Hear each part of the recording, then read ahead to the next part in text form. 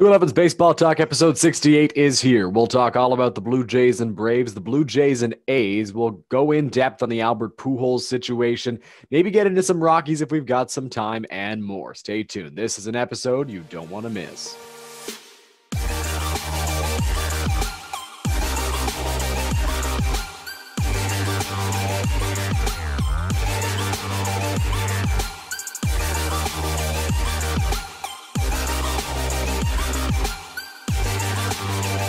That was Balanced by Infinite, walking you into episode 68 of 211's Baseball Talk. My name is Dylan Baker, joined beside me as always for every episode, my dad, Chris. How you doing today? Well, I'm not really beside you, Dylan, but in a separate room, I am joining you, and I'm good. How are you? I'm good as well. Thank you for asking. Let's dive right into things. The Blue Jays and Braves got going after a two-game split with the Nats. In Game 1, Robbie Ray was matched up against Drew Smyly. And in the first inning, George Springer got his first hit as a Blue Jay. In the third, with Springer on, Bo Bichette went deep to put the Jays up 2-0 early. In the fourth, with Lourdes Gurriel Jr. on, Alejandro Kirk had a 3-0 count. And with Springer on deck, they had to pitch to Kirk, who proceeded to punish Smyly and the Braves as he went yard to left to make it 4-0. In the fifth, Randall Grichuk joined the home run party, going deep as well to make it 5-0. That same inning, Alejandro Kirk stepped up to the plate with Marcus Semien on and went deep to make it 7-0. Then in the sixth, in his first game back from his COVID scare, Teoscar Hernandez hit a 3-run jack to make it 10-zip. And in the seventh, Ozzie Albies homered off of Ray, who had an otherwise very good start, but the Jays got the 2 runs back in the bottom of the inning as Santiago Espinal scored on a wild pitch. Then Vladimir Guerrero Jr. drove home Alejandro Kirk with an RBI single. In the eighth, Freddie Freeman lined a single off of Ryan Baraki, which scored a run and made it 12-3. Marcelo Zuna then lined a single to make it 12-5. In the bottom half, Lourdes Gurriel Jr. hit his second of the year to make it 13-5. That would be the final score. Game 2 of the series did not start off very well for the Blue Jays as Christian Pache hit a second inning grand slam to put the Braves up 4-0.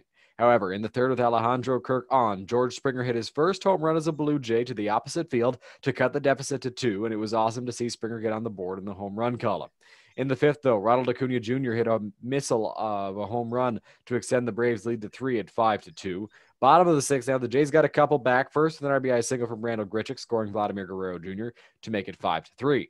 Then Lourdes Gurriel Jr. stepped up and ripped a ball down the left field line, scoring Teoscar Hernandez. But in what was a more than questionable send by Luis Rivera, Randall Grichuk was thrown out at the plate, injuring Travis d'Arnaud and knocking him out of the game and onto the 60-day IL. Not long after, Jays catcher Alejandro Kirk was removed from the game as well. Bottom of the seventh, back to the good news. George Springer hit a moonshot 470-foot home run to left field to tie the game at 5-5 after the Jays were at 1 point down 4. No movement in the score until the 10th after a great top half from Jordan Romano. With the bases loaded, Randall Grichuk singled home pinch runner Santiago Espinal, and the Jays won 6-5 in extras. Sunday was mired in bad news for the Blue Jays as Alejandro Kirk was placed in the 10-day IL with a right hip flexor strain that will put him out of commission for 6 weeks, as reported by Ben Wagner. That wasn't all, as Tommy Malone was placed on the IL, as was Anthony Castro, who has been awesome for the Blue Jays. On the bright side, it sounds like Castro should be back not long after his 10 days are up, and the Blue Jays got Ross Stripling back for the start against Ian Anderson on Sunday with a chance to sweep. No scoring until the second inning when William Contreras stepped up to the plate. For some context, I mentioned the injury to d'Arnaud earlier, but backup Alex Jackson was also hurt in the Saturday game as he got placed on the 10-day IL. If that means that Saturday's game took 3 catchers out, with Kirk, d'Arnaud, and Jackson all going down with injury.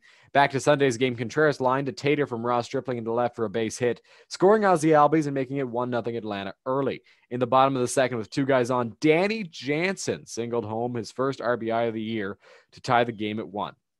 Then in the third, Marcus Semien lined a double, scoring Bowen Vladdy to make it 3-1. That was followed in the fourth by a Bo Bichette double, scoring Jansen, making it a 4-1 Jays lead through 4. In the fifth, Ronald Acuna Jr. had a sacrifice fly to make it 4-2. In the eighth, the Jays tacked on some insurance as Marcus Semien went deep with Randall Grichuk aboard to make it 6-2. Then Joe Panik doubled home Lourdes Gurriel Jr. to make it 7-2, which was the final score. In that game, George Springer left early, but it was announced that it was just due to fatigue, and we'll get into that a little bit later. But overall, what were your thoughts on that? Je suis fatigué. Nice French. But back to the series. What were your thoughts on the Jays and Braves? I don't know. It was good.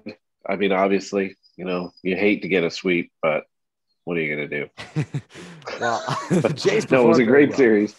It Yeah. was a great series. I think it was a telling series for the Jays that there's some good things happening. Obviously, the way Oakland started, which I know we'll get into, was a little scary at first, but um, I think that I mean, what do you say about that series? It was well played all around, good pitching, good hitting, and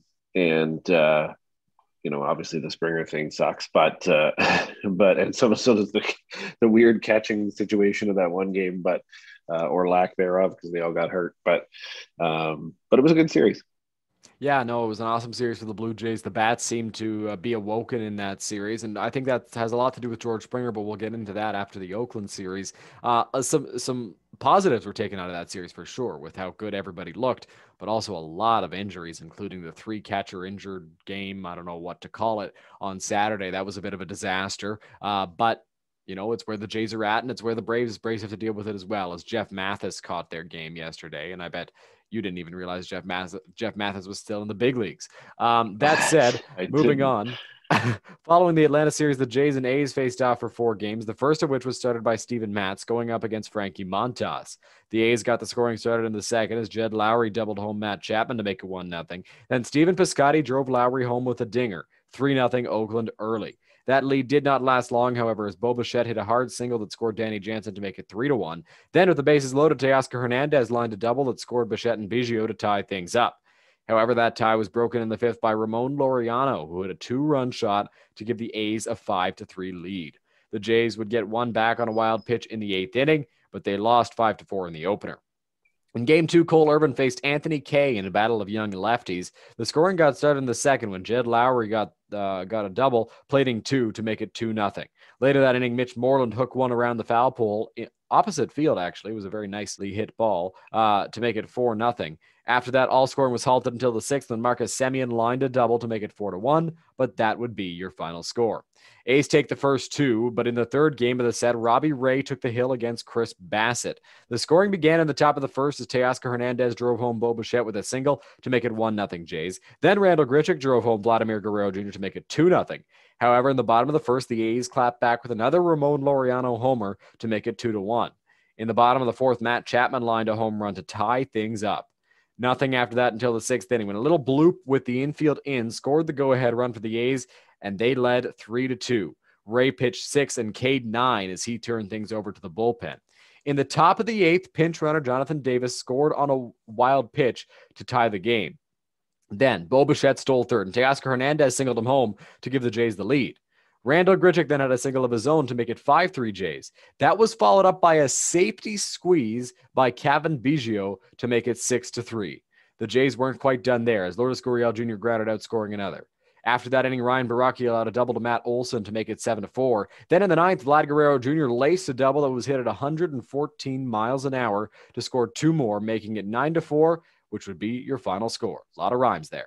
In the finale, Thursday afternoon, Hyunjin Ryu made his return to the mound following his glute injury, to face Mike Fiers.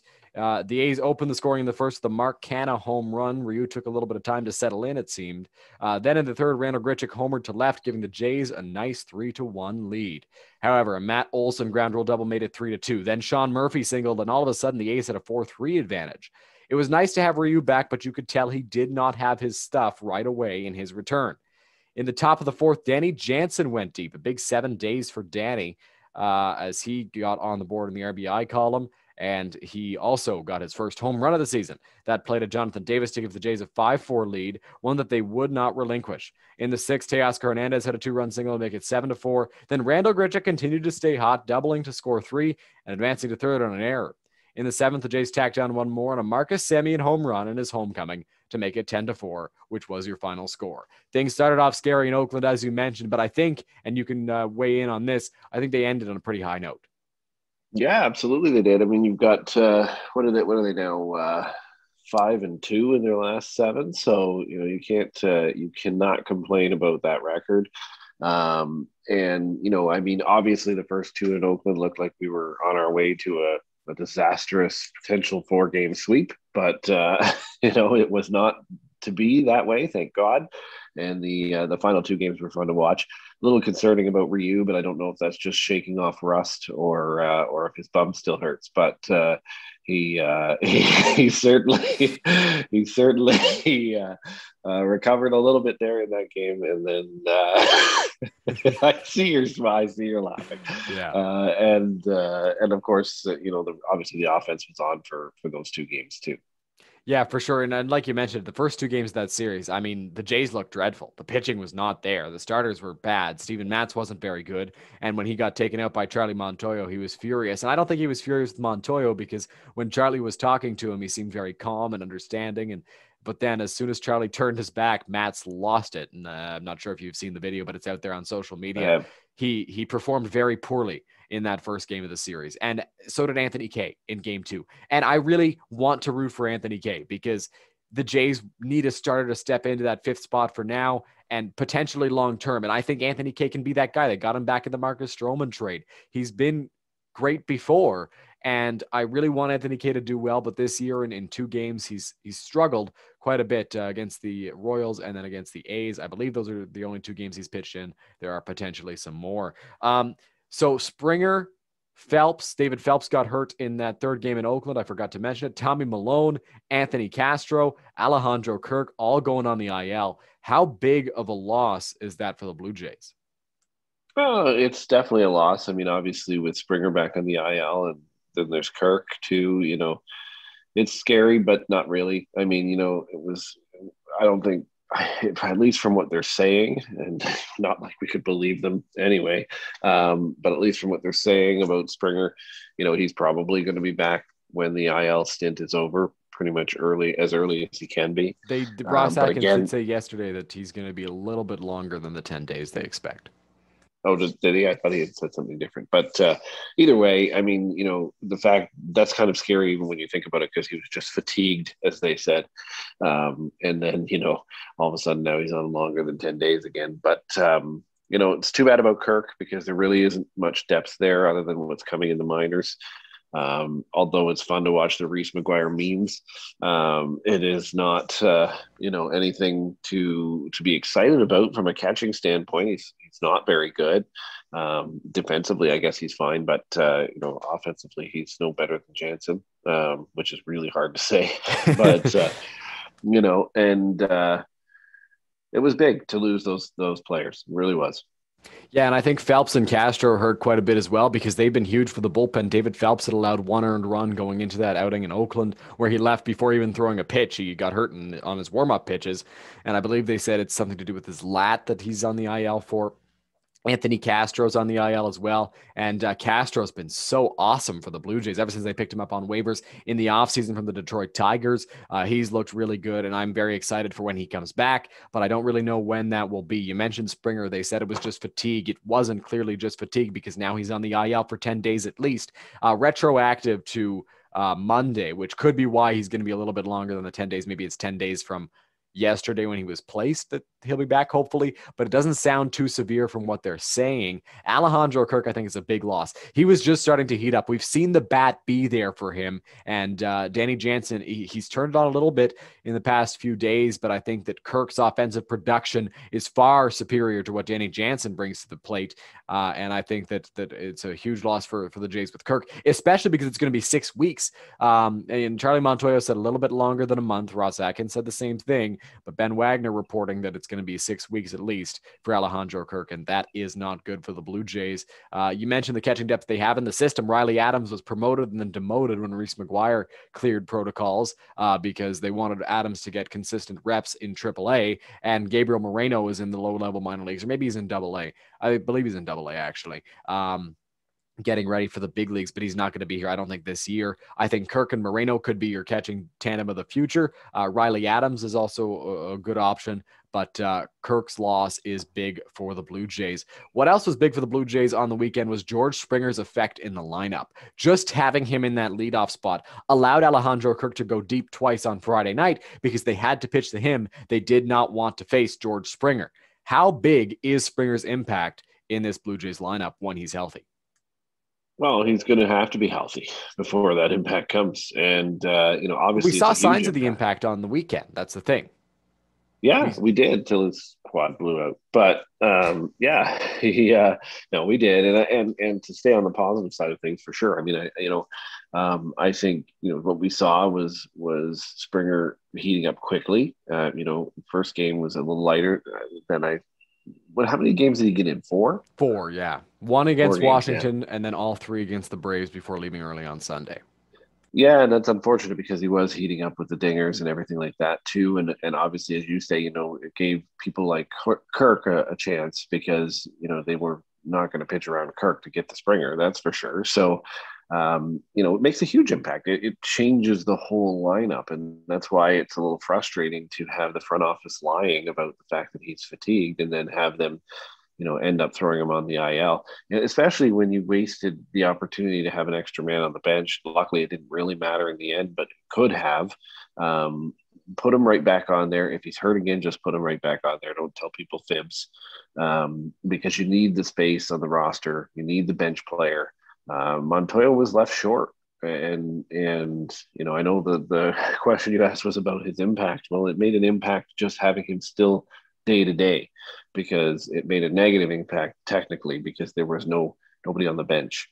And the front office can't do that. If you're going to be a winning franchise, you gotta play it the way it really is happening. If he's still feeling it, he goes back on the IL. You got to give Montoya every tool he can have to pull off some wins. Yeah, absolutely. And I think that the whole situation with Springer not being placed on the IL on Monday was a bit of a disaster. And I didn't watch the full game on Monday night because it's late for us over here in Ontario because we're in Eastern time. But I watched some of that game, and then I heard afterwards that there was a great pinch hitting opportunity in the later innings to replace Danny Jansen, and Springer wasn't used. And that was big because nobody else was used in that pinch hitting situation. They could have brought Springer in. They could have brought Kirk in, but he was hurt. And then there was a pinch running situation, and they couldn't have brought Springer in because he was not feeling all right. And so that bench was left very short for Charlie Montoyo. And that's a good point to bring up as well, because the effect that he had in the lineup was quite large, and he produced a lot offensively. But when it came down to the bench in the first two games against Oakland, that was a struggle for the Blue Jays. And if Springer was healthy, if Springer had been healthy, if the Jays had placed him on the IL, they could have gotten somebody else up, like Jonathan Davis, who did get up in that third game, and then who had an impact in the finale of the Oakland series. It was disappointing to see in the fact that they called it fatigue and they lied on the messaging. That was frustrating as a Blue Jays fan. What wasn't frustrating, though, was Robbie Ray's past two pitching performances, and really all season long. He set a new career high for consecutive innings pitched without a walk. He's got 5+ strikeouts in his last 3 outings without a walk, which is one short of Roy Halladay's Blue Jays record of 4 with 5+ strikeouts and no walks. He's looked really, really good. And for a guy who had a 7.8 walk percentage last year, I believe, seeing the way he's pitched this season for the Blue Jays is fantastic. What have your thoughts been on Robbie Ray? Ray's been great. I mean, he's been good. I know I sort of mocked him a little bit just to rile you up, but he actually has been great. And it's great to see that the Blue Jays have some of this depth and some of these options. And as you say, I mean, to see the control difference now versus what he had before is remarkable, and I hope he can keep that up all season. The Jays certainly need it. Yeah, they do. With the small rotation depth that the Blue Jays have right now, they don't have a lot of great starters this season. It looks like Matz has been inconsistent. And Robbie Ray, the numbers, the analytics are saying that he's expected to regress a little bit.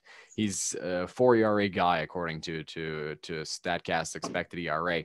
And that's kind of what we've seen from Robbie Ray for a while, but he's looked really good. And if he can control a little bit better, I think a lot of that expected ERA has to do with the game against Kansas City, where he loaded the bases and loaded the bases and loaded the bases. I think he loaded the bases in the first 2 innings and got out of it unscathed. So Robbie Ray's been really good this season for the Blue Jays. He's pitched out of jams, and I don't know if it's Pete Walker who's been able to hone his command a little bit. I would expect it is, because Pete Walker is just a magician. But if Robbie Ray can control his pitches, can command them in the strike zone, that is huge for the Blue Jays, with not a lot of great starters in the rotation right now, or not a lot of great performances, I should say, because Ryu was fantastic. Matz is good when he's on, but both of them kind of looked shaky in their last starts. You know who didn't look shaky was Alek Manoah in AAA, and neither did Nate Pearson. They are both in the AAA rotation to start the year. How insane is that rotation? It's got Manoah, Pearson, Nick Alliger, who is the 30th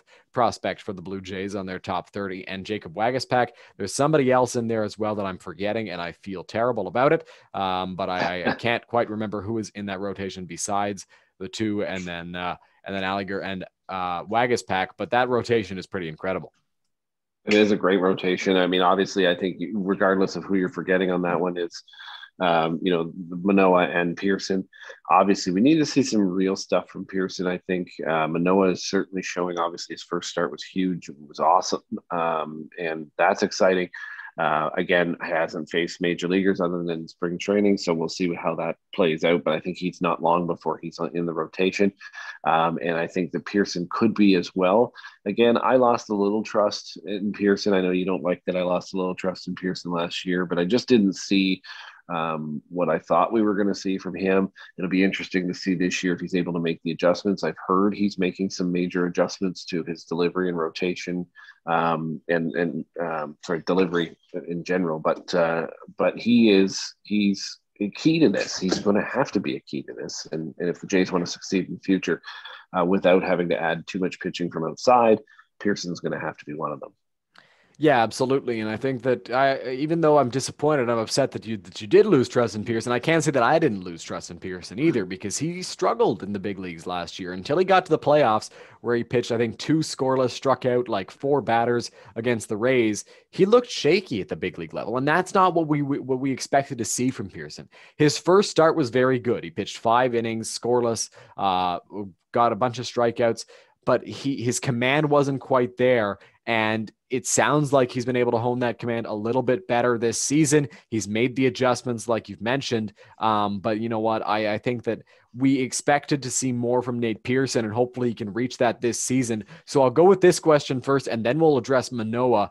How many AAA starts before Nate Pearson gets called up to the big leagues? Well, I think only a few, especially if he performs okay and doesn't get hurt again.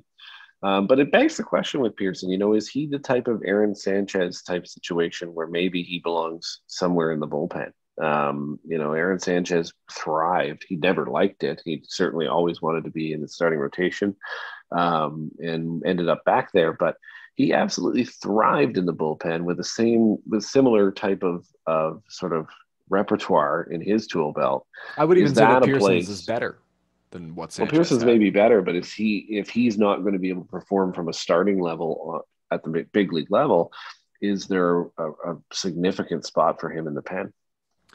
Yeah, it's a good question. I mean, he pitched out of the bullpen in the Tampa series in the playoffs last year, and he looked very good. And I think that it's something the Jays will explore if Pearson doesn't perform this season. They have a vacancy in the rotation right now. I like Anthony Kay, but I'm not ready to put him as a lock in that rotation spot that is empty, and Ross Stripling can easily be moved to the bullpen. So I'd like to see Pearson and Manoah come up. I think you're right about only a few starts for Nate Pearson in AAA before he comes up. I think maybe one more and then he comes up to the big leagues, because the Jays do need somebody to fill that rotation spot right now. And if Pearson can be that guy, awesome, because we know he's got the stuff. He's got the electric fastball. He's got the off speed.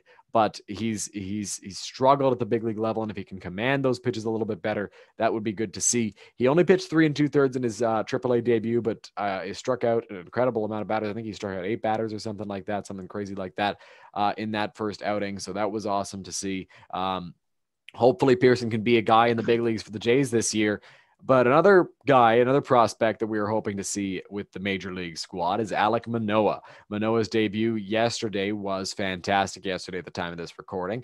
6 innings, 12 strikeouts, no walks, a couple hit batters, I believe 2 hits as well, no runs allowed. Before or after July 15th, we will see Alek Manoah in the Blue Jays rotation. I think it depends on health, but if there's some injuries, I think you'll see him before that. I think after, I don't think you'll see him anytime before that if it's not an injury situation. But with good reason, he needs some tuning. He's just jumping up to AAA now. He's going to need to be seen there. He's going to need to face some major league caliber talent that, obviously with other teams having injuries and things, it's going to be rehab assignments. He is going to see some major leaguers at the AAA level. And I think that's why you won't see him before July 15th. But I think, you will see him this season for sure. Yeah, I agree with that. I think that, you know what? I think he'll be in the rotation after the trade deadline, at least. I think that's when we're going to see Alek Manoah in the rotation, because the reality is, as good as the Blue Jays pitching has been, it probably can't last this way. Hyunjin Ryu is going to be very good. The numbers are already saying that Robbie Ray is going to regress a little bit. Steven Matz, we've seen some regression. Ross Stripling has been inconsistent and I think is better suited for a bullpen role. Then there's that empty spot that Anthony Kay is currently filling. I think Kay should be in AAA working on his stuff right now. So I think that Alek Manoah will find his way into the rotation. The question is how soon. If the Jays are really, really, really, really, really struggling this season early on before July 15th, and they need somebody to fill that rotation spot, then I could see Alek Manoah getting called up to the big leagues. I don't think it's that much of a stretch. If Kay and Stripling aren't performing and they need a pitcher to bring up, I think Manoah can be that guy. I think Nate Pearson gets called up in a few starts just so he can build up his workload again in AAA and then be ready to go 7 innings, hopefully, in the big leagues. But we'll see about Pearson. I think Manoah, if there is poor performance, could be up, but I think injuries is more likely the reason that we will see him before July 15th.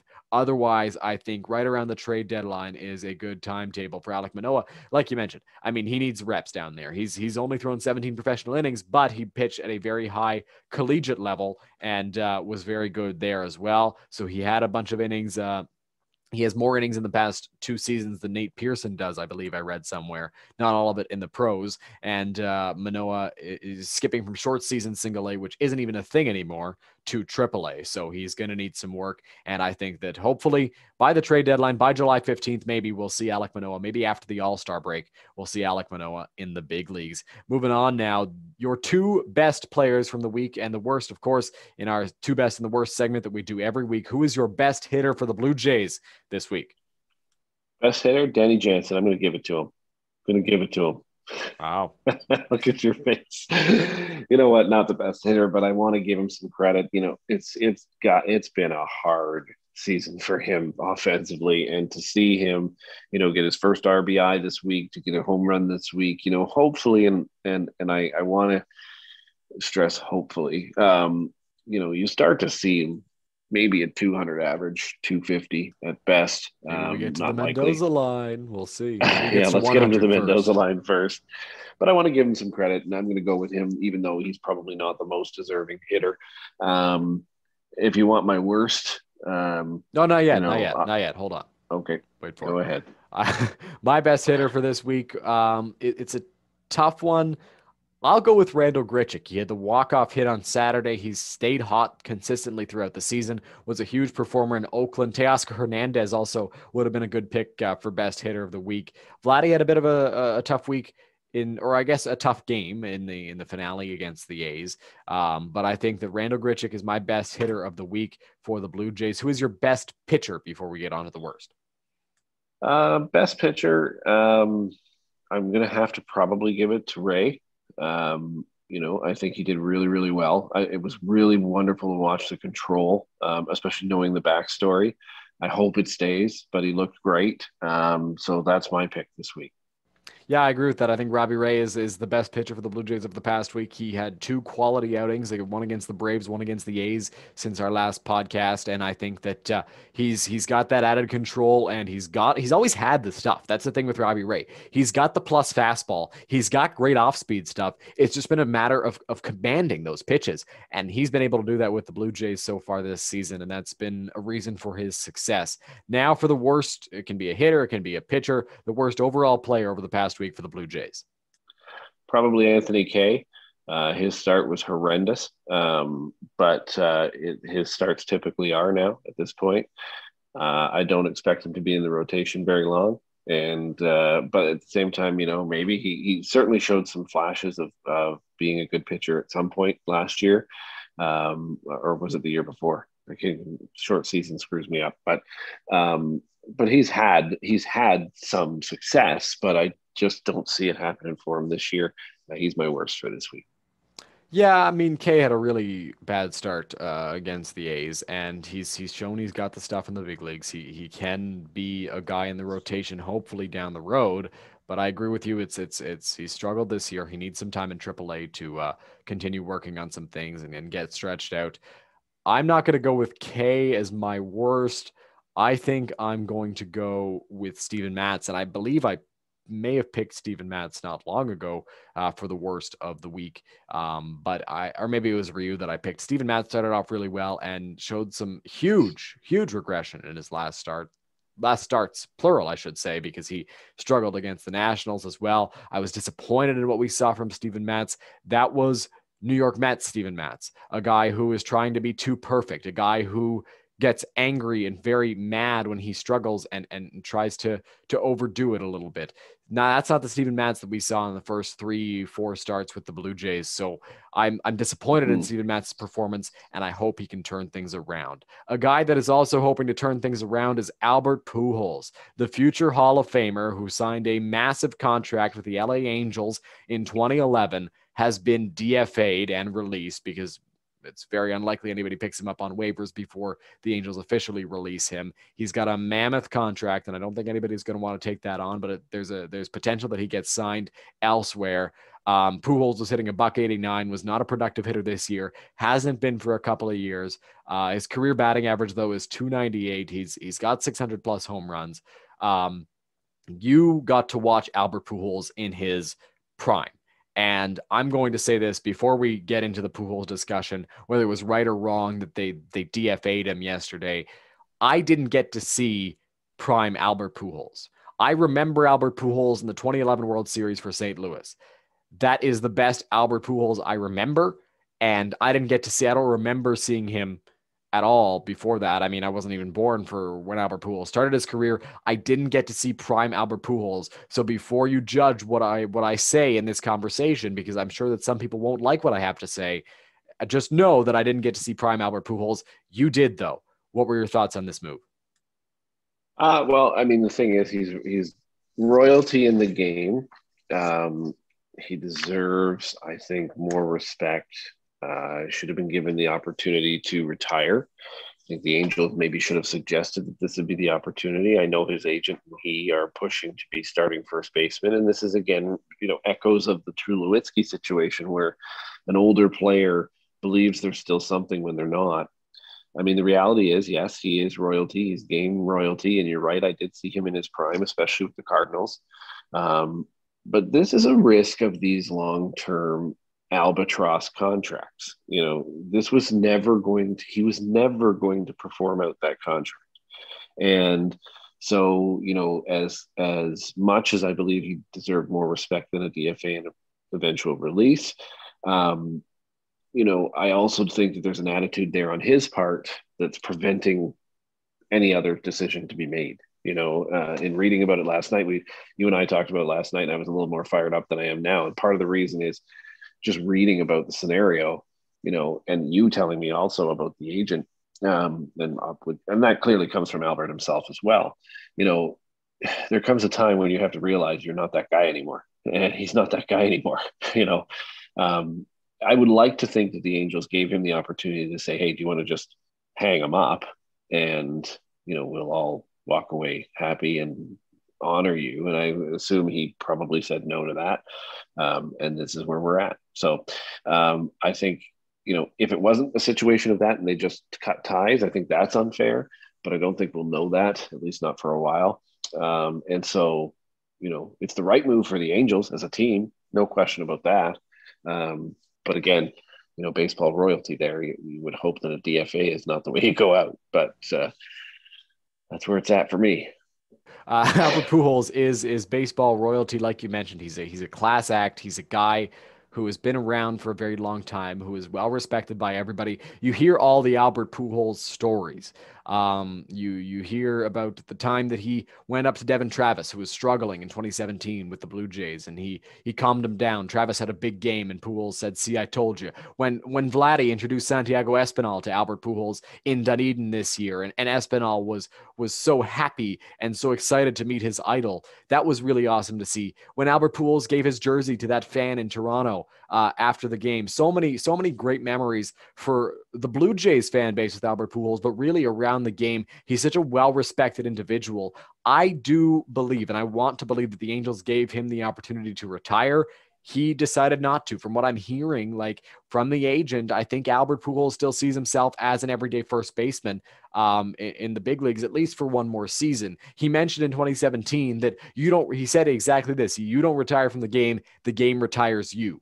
And I guess he feels that he hasn't been retired by the game of baseball yet, but the Angels have a good young first baseman in Jared Walsh, who needs at-bats. He can hit lefties, he can hit righties. He's good. Pujols was really becoming a lefty specialist. He was platooning against the left-handed pitchers for the Angels, and I mean, the playing time for Walsh that he deserved wasn't there. The Angels are showing this season they want to go for it. They've got Ohtani, who is healthy right now. They've got a decent starting rotation. It's not very good, but it's okay, and they want to use that. They want to make the playoffs because they have the best player possibly to ever live on the team in Mike Trout, and they have only made the playoffs once in his career, and I know that they want to make it again this year. This is a move to better the Angels team, but I agree. I mean, Albert Pujols, he's a Hall of Famer, and if the Angels simply said, "Okay, we're done with you, we're DFA'ing you," that is really bad. Yeah, I agree, and I would like to, on same as you just said, I would like to believe they didn't do that, but I also think that it is kind of that too low situation of a bit of a stubbornness, not knowing when the game has retired you, which was a great way to put it. And I don't think we'll see much more from Pujols, which is unfortunate. It's maybe that time where he goes onto a coaching staff or even becomes a manager somewhere. It's probably time for him to exit the game.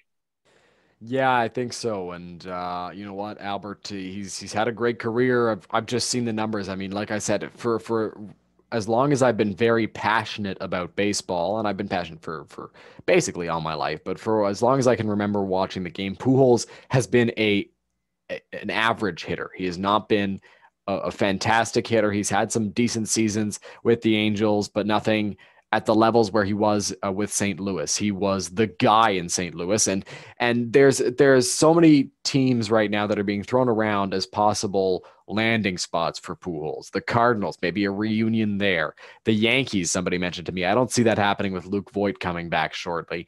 Maybe some of the teams that aren't expected to win this year, the Orioles, the Pirates. Teams like those who could maybe use Pujols, although the Orioles have Ryan Mountcastle and Trey Mancini over at first base. So I don't know if the Orioles are gonna want him. Do you see Pujols landing anywhere, or do you think this is the end of the road for his baseball career? If he does land somewhere, it'll be somebody like the Tigers. Tigers can't do that. They've got Miggy too. Oh, that's true. Yeah, that's a good point. If he wants to be a starting first baseman, the only place he's going to be able to do that is on a rebuilding team. And the Orioles have Ryan Mountcastle, Trey Mancini, who can play first base. The Tigers have Miguel Cabrera, who's playing first base. I mean, I don't know if there's a spot for him, and I want there to be a spot for him for one more year so he can go out ceremoniously. But well, and speaking of ceremoniously, perhaps that spot is St. Louis. Even if he doesn't get the starts, maybe he goes for one final lap with them so he can retire as a Cardinal. He'd be on the bench, but he'll have to see, I guess, the interest in him. But I wouldn't be surprised to see the Cardinals take a flyer on him at some point. But again, the playing time's just probably not going to be there, as you've said. Yeah, I think the reality for Albert Pujols is if a team that is winning, a team that wants to win, is not going to take on current Albert Pujols. A team that is trying very hard to win baseball games this season is not going to pick up Albert Pujols and say, I want him to play for my team. He can benefit the team, because the reality is at his age, he can't. And it's sad to say because he's had a great career, but right now, Albert Pujols is not where he used to be and not a very great player for a team that wants to win. And I think that it's going to be a rebuilding team that he signs with, if he does sign at all. Maybe the Cardinals on maybe a one-day contract. If the Cardinals want to win, I don't see a spot for Pujols on the team. They might just do it because he was a Cardinal, and then he might go out like that. But I think it's tough to foresee Pujols signing with a big league team this season. In more positive news, more exciting news, John Means threw a no-hitter yesterday for the Baltimore Orioles. Wednesday for the Baltimore Orioles. Means looked really good in that outing. Of course, he threw the no-hitter. Third no-hitter this season, joining Carlos Rodon and Joe Musgrove, who have both thrown no-hitters for the White Sox and the Padres, respectively. The only base runner in John Means' no-hitter was a dropped third strike where the batter reached. That has to be one of the worst. That has to be one of the worst ways to lose a no-hitter. What are your thoughts on the drop third strike rule? Is it time to move on from it? Well, the good news is he didn't lose the no-hitter, but he lost the perfect game. And you know what? I mean, it's fine. It happens. I'm sure, you'd love to have the perfecto, obviously. I mean, who wouldn't? But those are the types of things that are going to happen. But man, does he have the means to pitch. I was waiting for the first one. I figured there's going to be more puns with John Means' name. It's such a punnable name. I think I posted about it and I said John Means Business. I mean, it's such a great name to use in a pun. I think the drop third strike rule, I don't hate it as much as some people do. I think that, you know what, to record an out, the ball has to be caught. It's the reality of the situation, right? Yeah, it's the baseball. Ball has to be caught. That's how baseball works, exactly. And some people are saying, oh, it was made up in the 1800s. Well, you can say that about basically every rule in baseball. Like, this game originated in the 1800s. I mean, there are going to be some rules that were created in the 1800s. The game itself was created in the 1800s. And to record an out, like I said, you got to make the catch. And when the catcher doesn't do that, the batter should have the ability to run to first. And maybe I'm a little biased to that because I'm a far better hitter than I am a pitcher. But I think that the batter should have every right to run to first base if that ball is not caught. And while it does suck that he lost the perfect game, not the no-hitter, thank you for correcting me on that, in that fashion, I mean, and it's even worse because he got thrown out on the very next pitch trying to steal second base.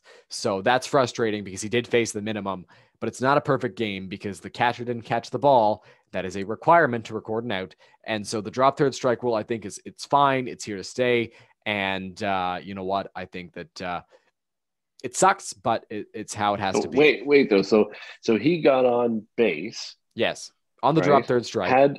Had the catcher dropped the third strike and thrown him out, is that still a perfecto? But yes. Well, sorry. So 1 second. So you're saying like if the catcher drops the ball and throws him out at first base. Yeah, that's still a perfect game because it's still a strikeout being recorded. Okay. Right. He doesn't get on because a perfect game. Nobody can get on base. This guy, he got on base. I don't know who it was, but he got on base and then reached first. The very next pitch, tried to steal second, got thrown out. So Means faced the minimum in that outing. Yeah. He was dominant. He looked good, but it wasn't a perfect game because he got that runner on. With minor league baseball seasons back underway, we're going to bring back Prospect Watch, which is something we did in 2019, giving you a look at all the Blue Jays prospects that are performing right now in the minor leagues. And this week, the two that we're going to highlight are Nate Pearson and Alek Manoah. Pearson, as I look at my notes here, went 3 2/3, allowed 1 earned run, 4 hits, 1 walk, 8 strikeouts in that game for Nate Pearson. Nearly all of his outs came with the strikeout, which is crazy. And Pearson looked dominant besides the walk and the earned run. And then Alek Manoah is the other player to watch. Both the guys are in AAA. We try to do it where it's a variety of levels. But I mean, when you have pitching performances like those, we already talked about how good those guys look and when they could be in the rotation. Manoah pitched 6 innings, no runs, 2 hits, no walks, 12 strikeouts, 2 hit batters or 3 or something. That was a little concerning. But besides that, Manoah looked awesome for the Buffalo Bisons. And in the NL East so far this season, we're just going through storylines throughout the big leagues and throughout baseball. The teams are around 500, but all the teams in that division are struggling. It seems right now. Do you think with the Mets, Phillies, Braves, Nationals, and Marlins in that division, do you think they're all bad or are they just beating up on each other so far? It's a little of both, probably. It'll be interesting to see how they do against like the Central and the West. I know some of them have played the Central and the West already, but yeah, I think there's a combo of them just beating up on each other for sure, but also that they're not where they need to be, any of them, and I don't think anybody in that division is a World Series contender. It's a bold statement. I think the Braves can be when they have pitching, but they haven't had that pitching so far this season. I know the Mets want to be with the offense and the Lindor signing and Jacob deGrom in the rotation. The Mets have had a very NL East heavy schedule this season, and so have a lot of the teams in that division. They've played their own division a lot, and I think that's part of the reason that they're losing, because there are 4 pretty good teams in that division. It's not the NL Central where it's a lot of bad teams there. I think that the NL East is good. I think they're just beating up on each other. And I think that we will see some of those teams turn the corner while others will stay in this 500, maybe losing record spot. This concludes episode 68 of 211's Baseball Talk. We thank you all very much for watching or listening, and we'll talk to you all next week.